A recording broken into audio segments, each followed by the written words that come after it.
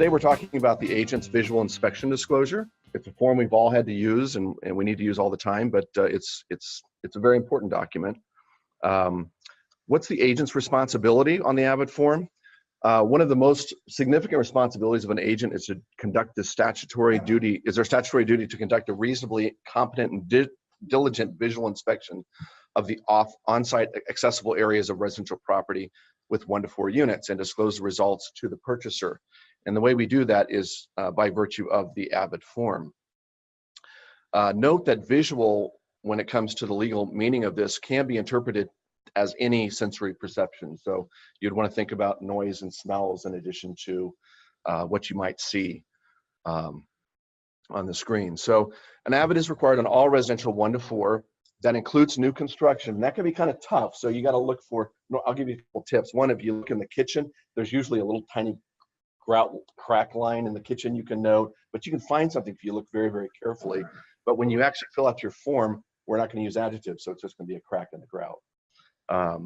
So when the seller is exempt from a TDS, you're still responsible to do your AVID. So it doesn't go away just because the seller is exempt.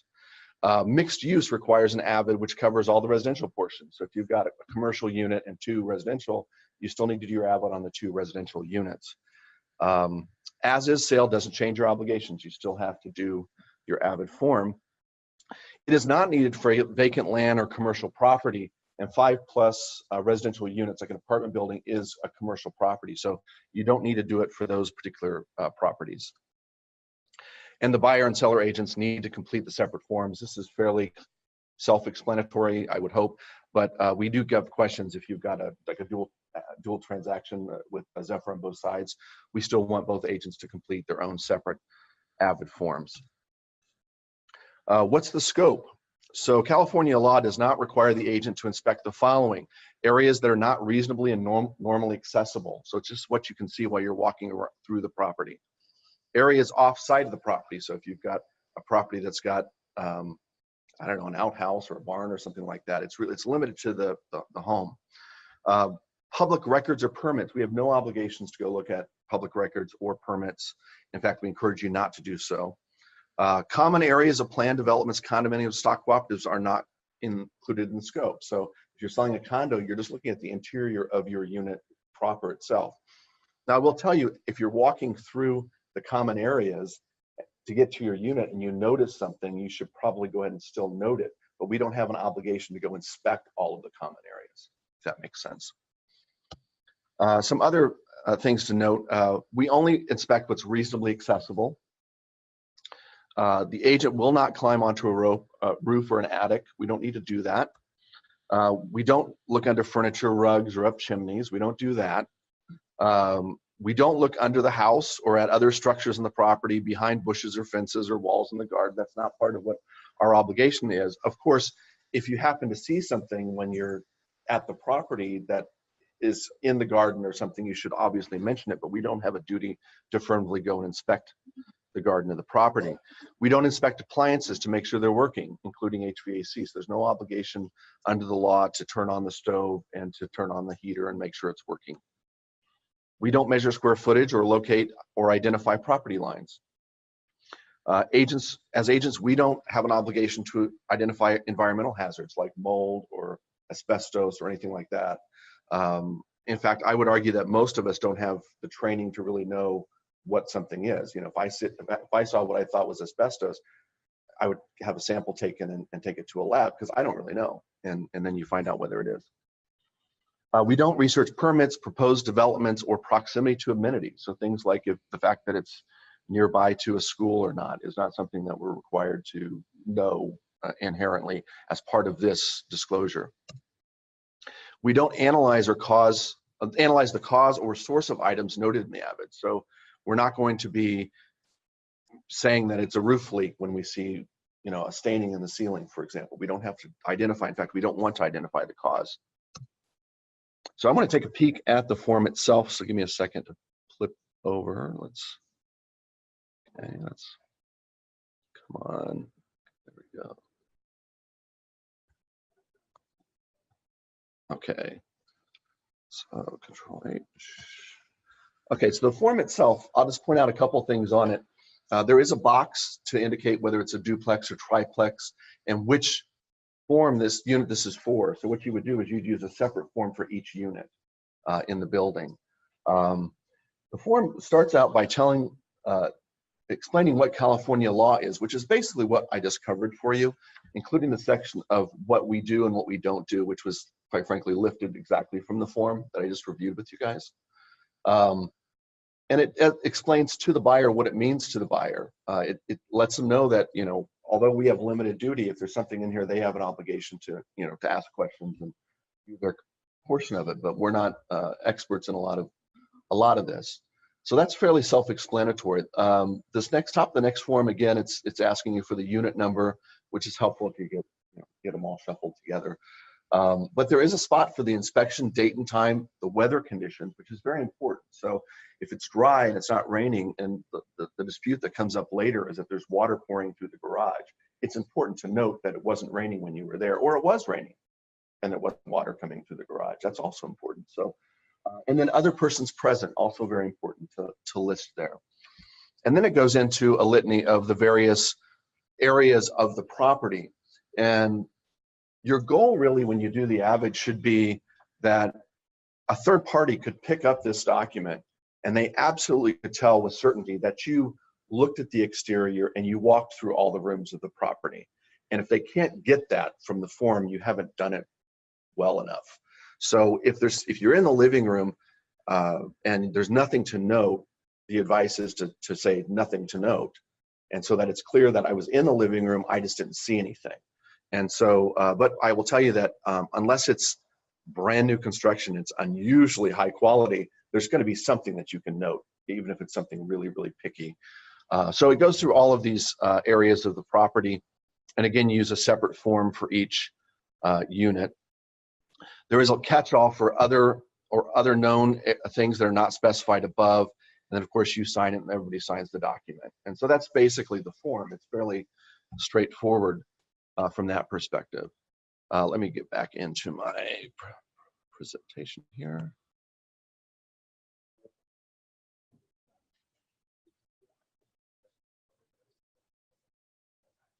So the question is do you need two AVIDs if there's two brokers representing the same side? And the answer is no. You can do a joint AVID with the person that's working with the buyer or the seller with you. If you've got two brokerages, say for example, you got a listing where you might have a Zephyr's co-listing it with Coldwell Banker, that might be a case where one could argue you might use two separate forms, but you could still combine it onto one form because the two brokers are representing, I think what we're looking for is one per side of the transaction. And I'll note if you are on a team or you're co-listing, you're going to want to use the additional agent acknowledgement form. And that allows either one of the parties to complete the AVID and sign it. And the other party doesn't even need to worry about completing their own form or even adding to it. I will say that if you are co-listing it, I think both agents need to take a peek at the AVID form and make sure they haven't missed something.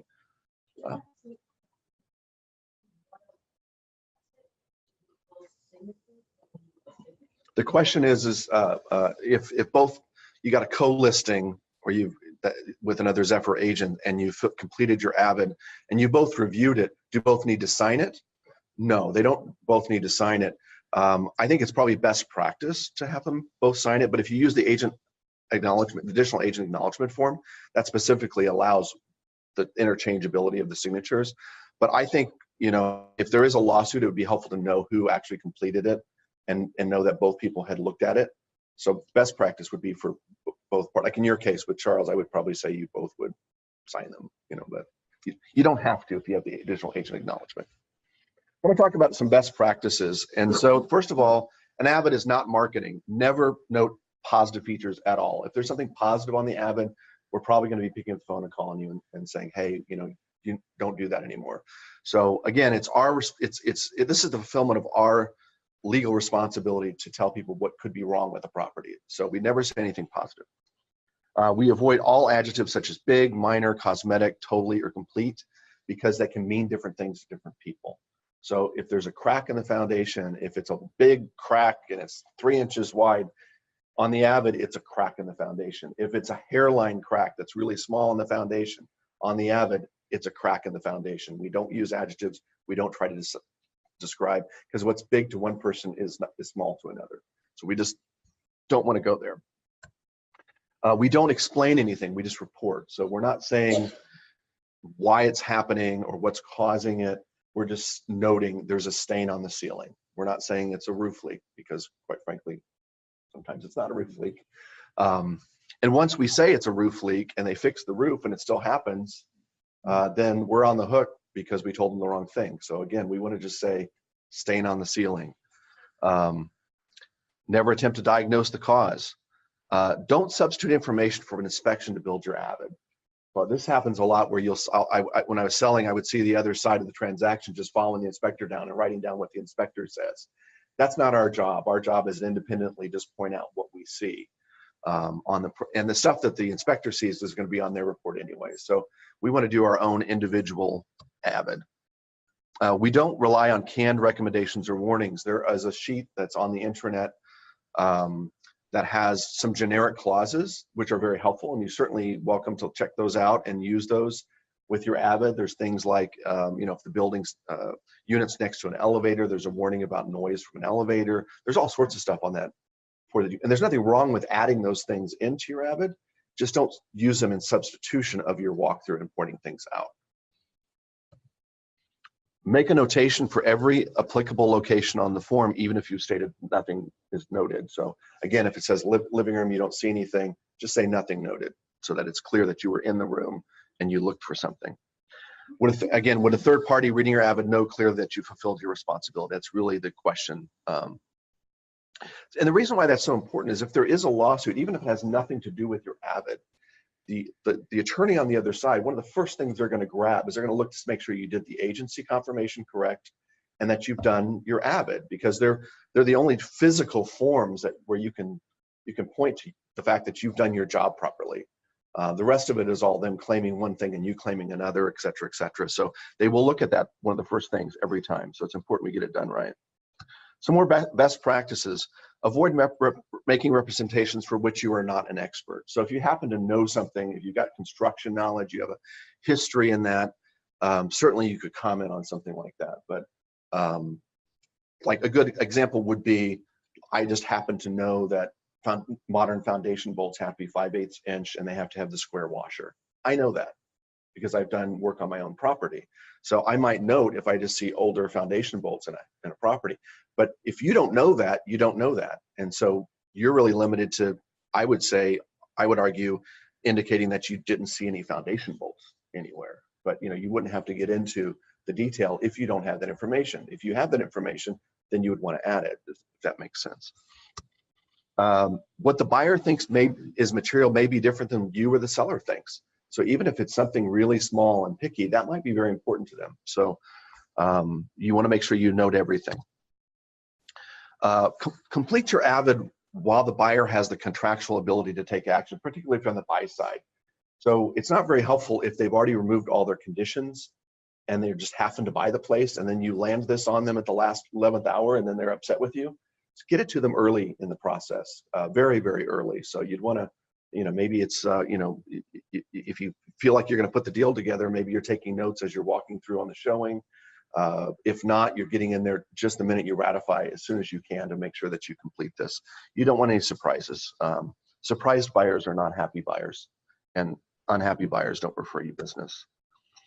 Only note what you see or issues for which you have personal knowledge. We talked about that. The only exception is to report relevant, what I'd call hearsay from third parties. This is when the neighbor comes in and says, oh, did they tell you about the raccoon problem in the neighborhood? And you don't have any knowledge of it, but what you're going to do on your AVID is you're going to say, neighbor states that there's a raccoon problem. You want to make sure you're not saying it because you don't have the knowledge. If the neighbor's just coming in and saying stuff that is nonsensical, you may not have to disclose that. So check with your sales manager. But if it's something like raccoons in the neighborhood, or coyotes in the neighborhood, you're going to want to disclose that. Here's some just examples of how you might handle it. So you see what you think is mold or mildew, maybe in a bathroom. And so how do you describe that? You just note black or dark staining, and then you would indicate where it is. So there's dark staining in the grout in the shower. I mean, that's kind of how that would go. You see what could be asbestos, or most likely is asbestos, on the HVAC ducts. So how do you handle that?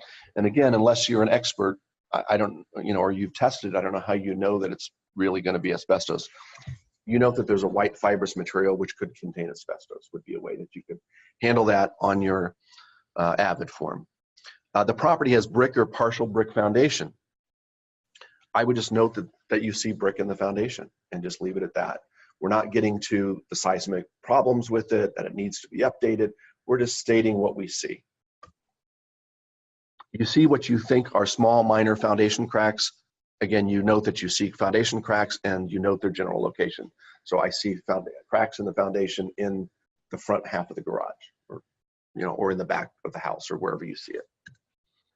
You see what appears to be a roof leak on the living room ceiling. That's a stain on the living room ceiling. It's not a leak, it's not water. It's just a stain on the ceiling. Some more examples. You see a grade fault condition in the garage. This is tricky because it can look like that and not be it. So again, we're going to state that there may be a portion of the foundation below grade. We don't know. You know, we're just stating what we see. And that's a good example of something. If you don't know what that is, then you're not going to be held to the standard of actually calling it out. So I wouldn't worry about it. You don't see any foundation bolts. You're just going to note that you don't see the foundation bolts. You see what looks like knob and tube electrical wiring. And I will tell you that it's not uncommon for it to be disconnected and just left there. So if you see what looks like knob and tube electrical wiring, you're just going to note that there appears to be older electrical in the garage or wherever you saw it. And you're going to leave it at that. Galvanized plumbing, same thing. Appears to be older plumbing wherever you saw it, in the laundry area or under the kitchen sink or wherever you see that. A few more things to look for. Exterior door locks that are keyed on both sides are a fire hazard, so I'd encourage everyone to watch for those and include that in your AVID. Very important, lack of handrails on stairs, because even people visiting, people coming to the open house, they can slip and fall. So if you're missing handrails, you want to note that in your AVID. These are health and safety issues. The question is are handrails supposed to be on both sides? And by code, no, you don't have to have them on both sides. I think if the staircase is super wide, you might have to add, but in a typical residential setting, just one side is all that's required. Yeah. Water staining anywhere you see it, whether it's, you know, it looks like a stain on the ceiling in the living room, or you'll see on the foundation where there's the little white efflorescence that will build up on the inside of the foundation that's coming in from water. Again, if we see any of those things, we're going to note that. I'm not going to say what it's from. I'm just going to say there's white staining on the foundation, or there's a stain on the ceiling. But I'm just going to point those out because, as you guys probably know, water is very damaging, and it's one of the number one problems we get into post-close is water intrusion issues. We'll make sure we note anything like that. The question is, are we getting a copy? I'll be putting this out afterwards. Yeah. So, decks without railings are very scary. It's health issues. So we want to make sure that not only do you point it on your AVID, but you're going to want to put up some caution tape if it's your listing. And if you've got railings that with wide spacing, older spacing that's larger than 4-inch on center, I would be pointing that out in my AVID as well, because that's a very important safety issue. Low head clearance, where people are going to bump their heads going down the stairs or something. Again, these are health and safety issues. Steep driveways, this is a big problem, where you have to have the appropriately sized SUV to get into the garage or out of the garage can be a real problem. So we had a property in Bernal Heights a number of years ago where it was a single family home with a garage, and the buyer never tested the garage. In this case, it wasn't, I think this is a bad example because it's not a steep driveway, but it was a narrow garage, and they just couldn't get their car in it. And there was very few cars that would actually go into this garage. So, but a lot of times you get these steep Bernal's a place where they have a lot of them where it's a real problem. They close escrow and they can't get their car in the garage, and they're not happy campers. Tripping. So the question is would I use my AVID to instruct my clients that they should test the parking situation, for example? You can do that, but that doesn't substitute for, because that's like a generic thing that you might put in every one, but it doesn't relieve you of the obligation to actually point out that the driveway is steep or that it's narrow if you notice it, or if it's low or something like that. So you would still need to note the issue. And then if you want to follow that up and say that you encourage the buyer to test their car, that's perfectly fine. Just don't forget the first part. Make sure you note the issue, that I think it's steep, therefore you should test your car in it. Any kind of tripping hazards that you see, you want to make sure you point out as well. Literally anything that could present a health and safety issue is absolute must. It needs to go on the form. What else needs to be disclosed?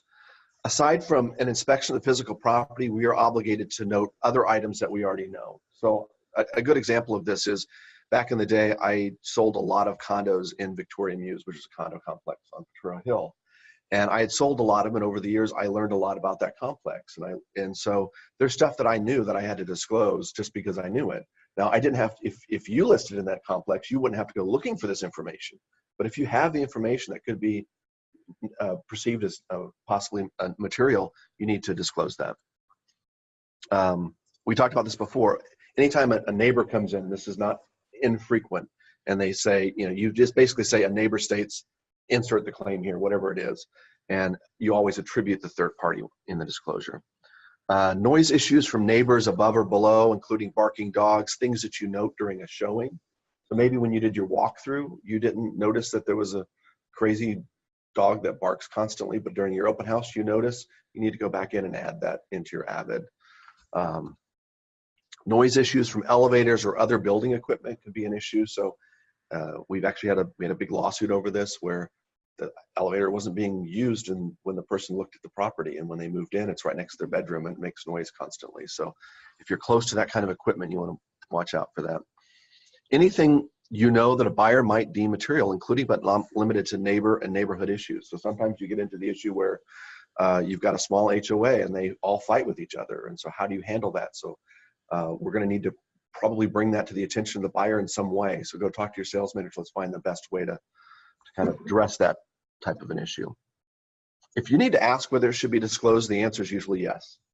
And so, but if you do have questions, again, talk to your management team. We're happy to discuss those with you. Any other questions we have? Do we have anything from online?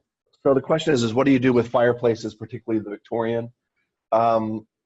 Again, the law says we don't have any obligation to inspect the fireplace or look up the chimney or anything like that. But if you happen to know that it's out of service, then you certainly would want to note that, or that it could be. At a minimum, on a Victorian, on old Victorian, usually the old coal burners that have been, you might just raise the issue that it's unknown whether or not it's functional or not. So Steve's noting for everyone else that sometimes you get a fireplace where you see that the soot is kind of on the outside of the fireplace, which is typically telling us that it's not operating properly. And so you would just simply note that there's some dark staining above the fireplace to bring that attention to. Again, our job is to raise the red flag and say, here's something that might be an issue. We're not telling you what it is. We're not telling you how to fix it, but this is something you should pay attention to. Did that answer your question about the fireplace? Okay, great. The question is, if you are representing both the buyer and seller yourself on the same transaction, you would do one AVID in that case. Yeah, so yeah. You photocopy it. No, just one AVID is required. So the question is, what about government-related issues, power lines and the such? So yeah, if you've got a transformer right out in front of the house, I would argue I would probably point that out to the buyer.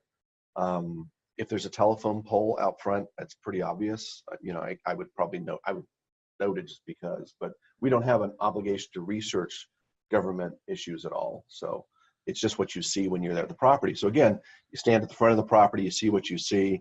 If you're not in San Francisco or you're parts of San Francisco, you might have to walk around the whole outside, but definitely the front and the back for most of our properties. If you're up in Marin, you have to walk all the way around the property and note whatever you see if it's fully detached. And then every room of the property. Again, we don't go into the basement. We don't have to go in the attic. We don't climb up on the roof. We don't go over and inspect the fencing. It's really about the property itself. The question is, what about large trees that block sunlight on the property? I don't think we have any obligation to deal with that. It does come up though, where you might have a neighbor has maybe they have a big eucalyptus tree or something, or that's hanging over the property or something. I would argue that if you note that, I would probably put it on the AVID form, but we don't have an obligation to note that trees are blocking sunlight. We have a question online, just a second. That's a good one. So the question is if a neighbor starts talking to you a bunch of stuff, can you ask them to stop talking to you? I'm sure you could, but I would be polite. You can't unhear things, though. The question is, I'm selling a TIC, I'm selling one of the 4 units. Do I have to go into the other units? Well, your buyer is buying, I'm just going to make it round it off and say they're buying 25% of the entire building. And so therefore, our obligation is to inspect the entire building. The reality of it is that most of the time the neighbors don't allow you in their units. So we need to request access. Almost, in my experience, in almost every circumstance, they deny you access, and then you just note that in your file that you were denied access to the unit. But that's a funny thing about TICs. In a condo, you don't have that problem because they're buying their unit in the common areas, and the law has already told us you don't need to inspect the common areas, just their unit. But in a TIC, they're buying a portion of 25% of every unit. So therefore, you need to inspect all of them if you can. So the question is, you see that the contractor inspection has noted things like brick foundation and knob and tube wiring, et cetera, et cetera. Do you need to then put them in your AVID? Your AVID really needs to stand alone as your walkthrough. So I would argue yes. Now, from a pragmatic standpoint, are they going to be able to sue you because you didn't tell them there was knob and tube? Probably not, because they knew it was knob and tube from the other report. But if there is a lawsuit on some other issue, the counsel on the other side is going to go through this form and check to see whether or not you were doing your job. So if you do see those things when you're going through, you do need to note them, even though it's redundant. This is a completely separate, standalone, you're doing your walkthrough. Normally, it's the buyer who ends up suing. I mean, in most cases, the seller doesn't usually sue. So the buyer ends up suing over some type of issue. And the question is that this form being done properly is your defense against I'm a good agent. Are you a good agent or not a good agent? You know, if you do a bad job on this form, then, well, you couldn't even fill this out right, and now you're telling me you do this other thing right?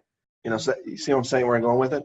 So it's your way to go, yeah, I know my stuff, and I'm a conscientious agent, and I take my job seriously, and this shows that. So the issue may not be what's on the AVID. It could be. Say you write a non-contingent offer, you've signed off on everything, your buyer has no way out of the contract, and then you do your AVID later after you get into contract, and then part of that AVID is a hearsay comment from a neighbor that's letting you know about, I don't know, a raccoon problem or something. So the question is can the buyer use the buyer's agent's AVID to get out of the deal after they receive it? And the answer is absolutely not.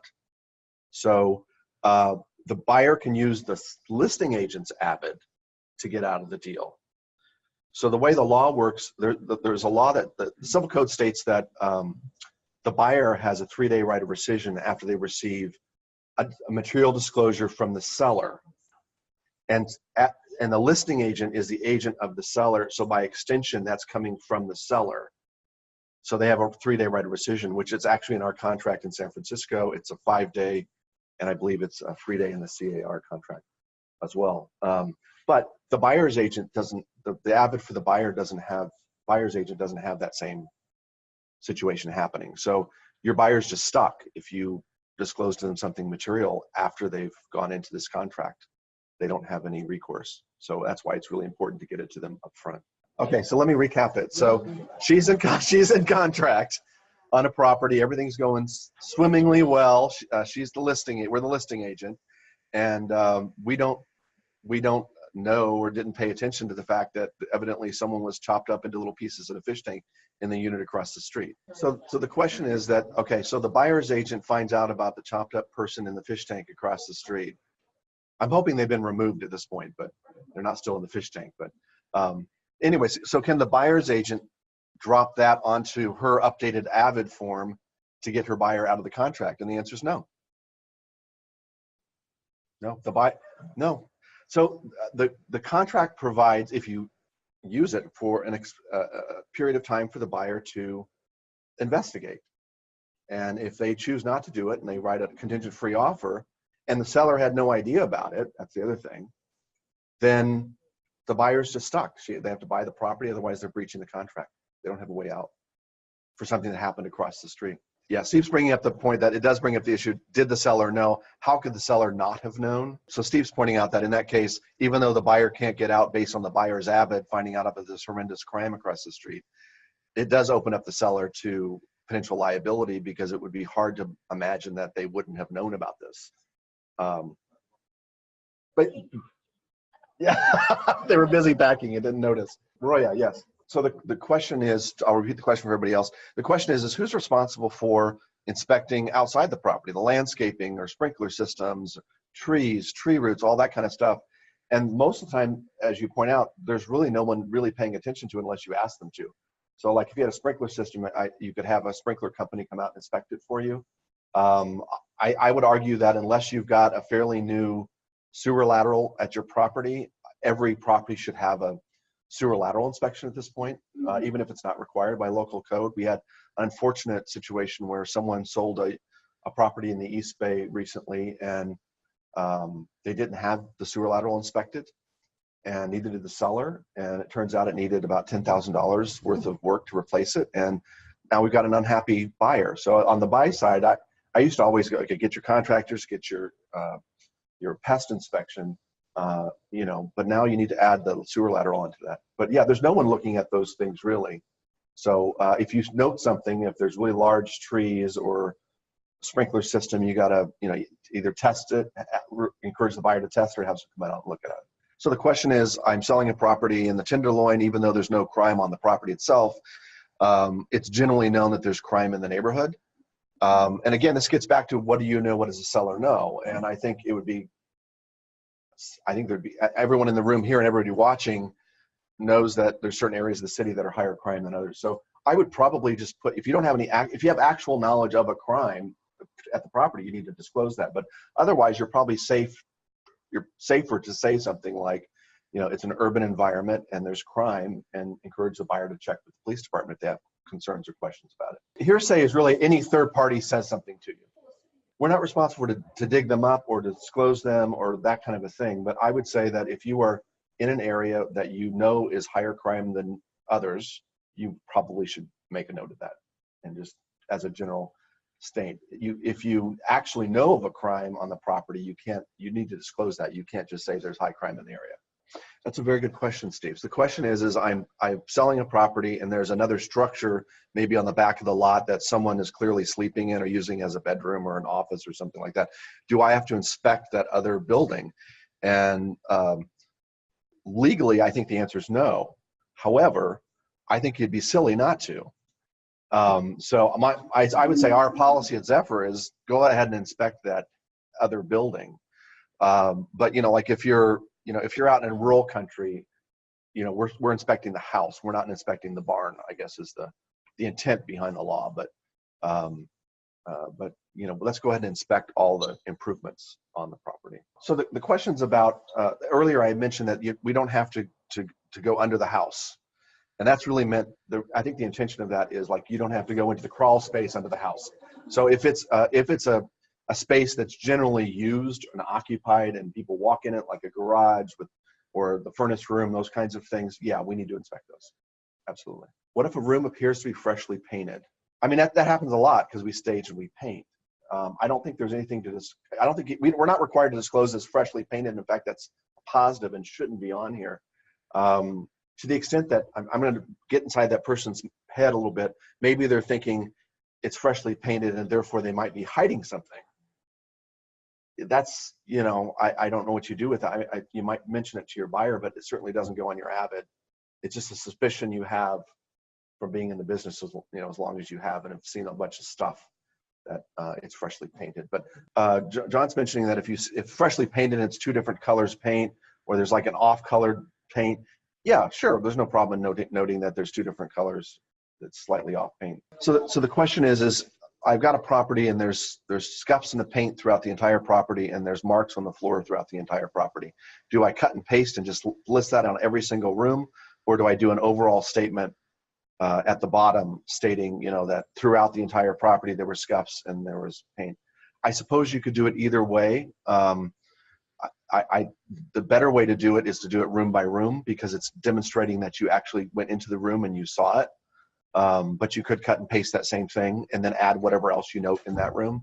It's probably the better way to do it, but I would rather see it as one large one than not put it at all. So, but yeah, it's better. Here's the deal. The California Civil Code, as you know from looking at the TDS, expects us to do this job, this walkthrough job, with 3 lines on the TDS. That's how the legislature set it up. So you would never be able to do what, cut and paste every single room on those 3 lines, nor could, in my opinion, even do your job with the 3 lines they give you. So there's not really any super right or wrong way to handle that, but anything that demonstrates that you were in each of those rooms is a plus. Risk management, not risk elimination. Yes, that's right. So the question is there pros or cons in having the buyer walking through with the buyer's agent while they're doing the AVID? I don't see any. I think there is something nice about if you have something on your AVID, pointing it out to the buyer so they see it, so they know what you're talking about. But I don't think it matters. Most people don't do it with their buyer, but I would think it'd be faster to do without your buyer. But you have to be prepared to point out those things. Again, if you put on your AVID and there's something that is a real red flag on there, you should be separately then bringing that to the attention of the buyer.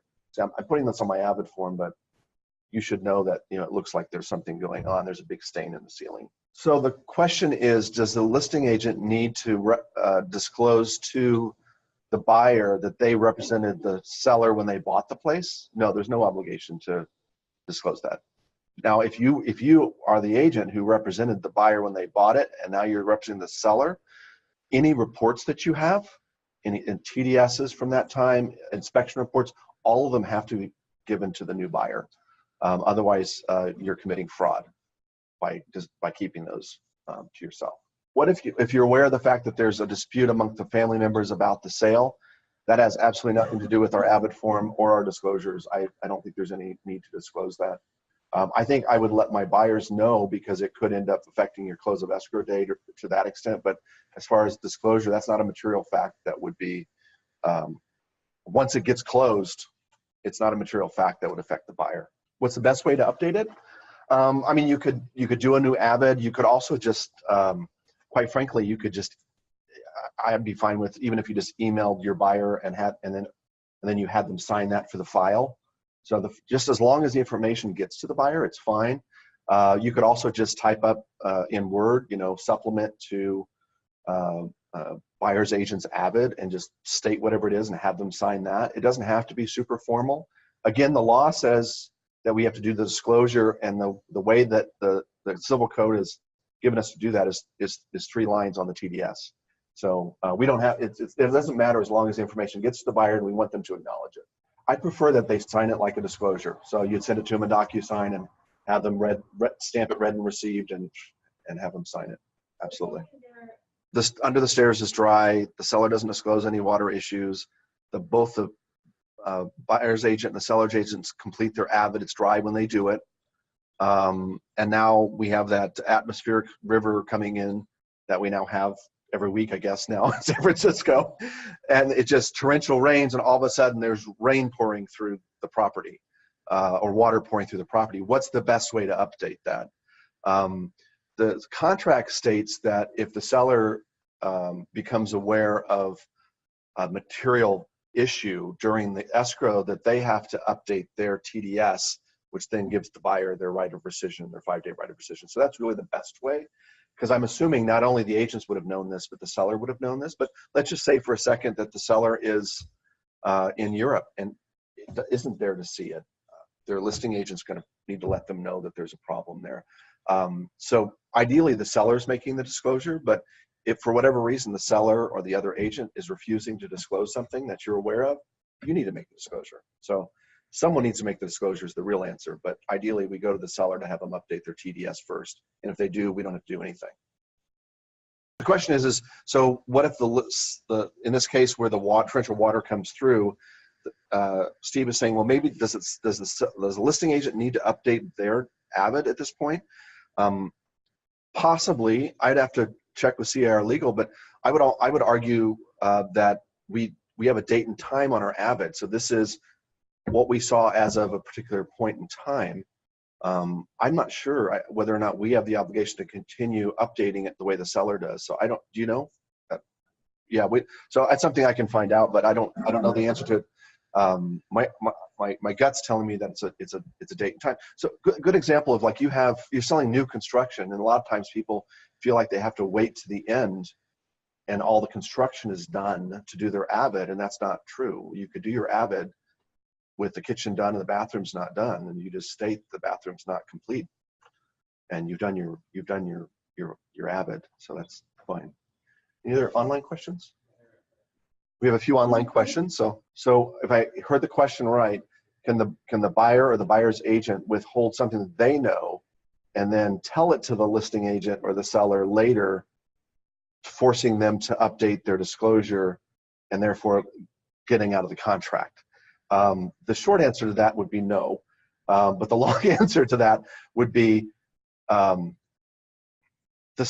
just because the buyer finds something or the buyer's agent discovers something does not mean that the seller knows it and therefore needs to disclose it. So just because if the buyer finds something out and then just tells the seller doesn't have to update their disclosure. That's not something they knew. And the reason why the short answer is no is because it really goes against that concept of good faith that we have in our contract. Everyone's supposed to be working towards the same goal in a good faith manner, and trying to trick someone at the last minute is not good faith. The question is do previous reports have to be provided to the buyer? They always need to be. It doesn't matter how old they are. It doesn't matter if they're 10 years old. I have had situations where the property's been substantially renovated, and in that case, I would take the old reports and put a cover sheet on them and say, these are from 10 years ago before all the work was done, see the 3R report, and give them to the buyer. But yes, if you are in possession of those and you don't pass them on, you're committing fraud. And and Steve points out that's a brokerage issue because agency's at the broker level. So if maybe Paul sold it 10 years ago and he's got reports, I'm obligated to still pass those on, even though I didn't know Paul had the reports. So that's why when you're selling a property we sold before, your office administrator will check the records and will pull that file, and we keep files for 5 years. And so if anything that's in that file, we need to pass on to the next buyer every time. So the question is, when the guy is chopped up in the fish tank across the street, would the listing agent be obligated to update their AVID? I guess that's an interesting situation because we're stipulating we all know that the guy's or gal was chopped up in the fish tank, but did the seller know it and did the listing agent know it? If the listing agent and the seller didn't know it, I would argue they don't have to update.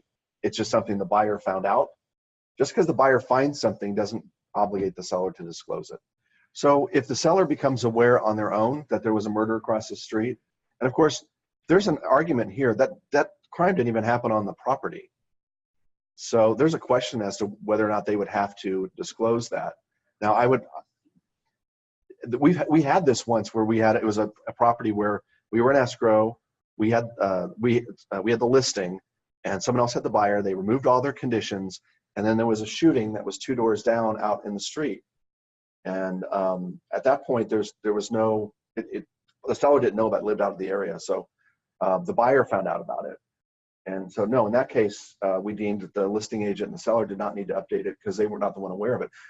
The buyer and the buyer's agent cannot tell the listing agent and the seller something, forcing them to update their TDS and therefore getting out of the contract. It doesn't work that way. Now, if it's something that the seller knew and they failed to disclose, that's another whole story. Like if the buyer's agent told the seller about the chopped up person, asked them, did you know about that? And they go, oh yeah, I totally forgot about that. Then absolutely they have to update their TDS, and then the buyer has a 5-day right of rescission. So, and they could get out of the contract. So the question is I'm selling a property on the buyer's agent.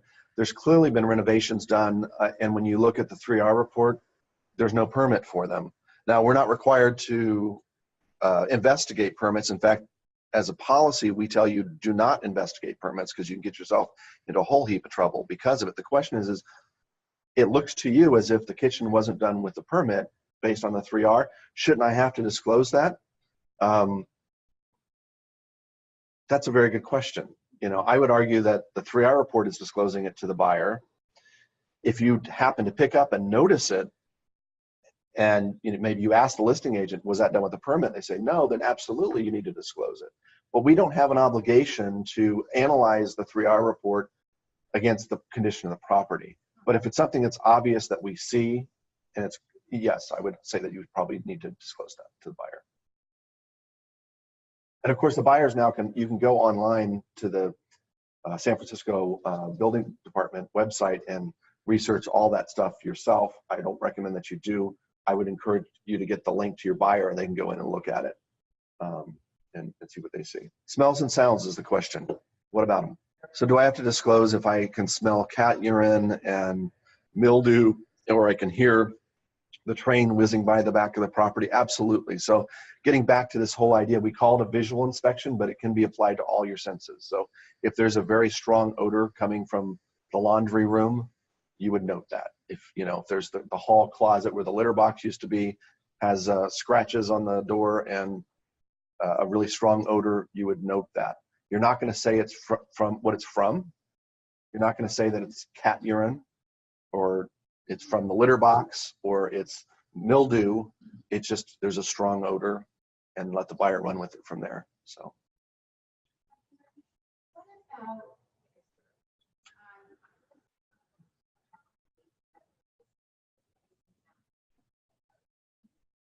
So the question is, what about fixers? And those can be a challenge because normally we're picking apart minute things out of rooms. But if it's a total fixer, you can say it's uninhabitable. You can say there's defects in every wall. I mean, you can go, but again, you're not going to go through in the same way and just pick every room apart. But you do want to have it show that you've walked through the whole property in some way, and that it's in terrible condition and needs everything. I mean.